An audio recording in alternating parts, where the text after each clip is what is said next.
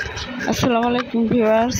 আমরা প্রচণ্ড গরমে তো জীবন হাসফাস অবস্থা। তো আমরা এখন গরমে যা খাচ্ছি সেটা হচ্ছে যে আজকে রান্না হবে খুব সিম্পল খাবার খাচ্ছি, হ্যাঁ লাইট খাবার। তো গুঁড়া মাছের চচ্চড়ি করছি আজকে, পাঁচমিশালি মাছ দিয়ে করলা, আম, আলু আর হচ্ছে টমেটো দিয়ে এই যে সুন্দর করে একটা চচ্চড়ি বসিয়ে দিলাম।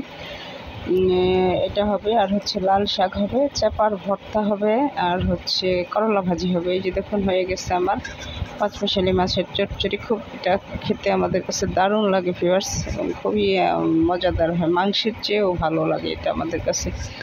তো আর ওইদিকে হচ্ছে আমি লাল শাকটা সিদ্ধ করে রেখেছি। এই যে এখন আমি তো তেলানি দিয়ে দেবো। চুলাতে প্যান বসিয়ে আমি পেঁয়াজ রসুন কুচি দিয়ে দিয়েছি, দিয়ে যে দেখুন বাগার দিয়ে দিলাম। তো আমার লাল শাকটা এখন কিছুক্ষণ একটু মিক্সড করে দেন নেড়ে চেড়ে নামিয়ে নেব।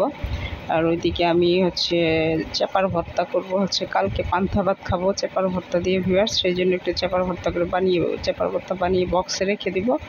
দেন রাতে ভাত রান্না করে পান্তা করে রেখে সকালবেলায় খাবো এই গরমে। তো এই যে চাপার ভর্তার এগুলো আমি রেডি করেছি। এই যে কাঁচামরিচ আর হচ্ছে শুকনো মরিচ আর চাপা 3টা দিয়েছি, আর হচ্ছে পেঁয়াজ আর রসুন দিয়েছি, বেশি করে ভেজে নিচ্ছি। তো এই যে দেখুন ভাজা ভাজা হয়ে গেলে আমি সবগুলো এই যে শুটকিটা হাত দিয়ে কচলে সুন্দর করে ভর্তাটা করে নিলাম। বেশ অনেকটা ভর্তা করেছি, দুপুরবেলা অল্প একটু খাবো, আর হচ্ছে সকালবেলা নাস্তা করবো পান্তা ভাত দিয়ে। আর হচ্ছে এদিকে করলা ভাজি করে রেখেছি। তো আর একটা আমের ডাল হয়েছে, সেটা আর ক্যামেরাতে ধরা সম্ভব হয়নি।